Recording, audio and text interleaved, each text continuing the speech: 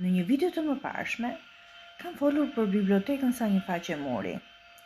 Ajo ka avantazhin sepse mund ta risiloni her pas here, sipas dëshirës dhe madje sipas stinëve. Pra ndryshoni dekorin e rafteve. Një ndryshim sado i vogël që mund të bëni aty, do të ndikojë sadopak në pamjen e dhomës. Ndryshimi mund të bëhet nëpërmjet risistemimit të librave.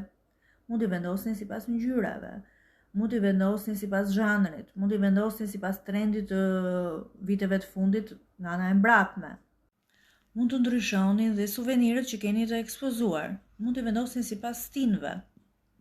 Tani, për sa i përket pjesës tjetër të dhomës, pra përballë bibliotekës, qoftë me kënd ose me pjesë koltukësh, varet si e keni, edhe aty mund të bëni ndryshime. Mund të ndryshoni klofët e jastëkve, edhe këto sipas stinëve ose sipas dëshirës. Mund të shtoni një tryezë fundore.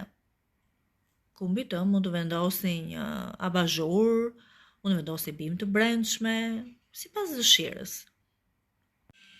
Tani që është dimër, mund të bëni shumë ndryshime, për shembull te perdet, mund të vini më të trasha, ose mund të shtoni një batanie në dhomën e ndenjes. Mund të shtoni edhe një shilte mbi tapet. Pra jo vetëm ndryshim, por edhe ngrohtësi.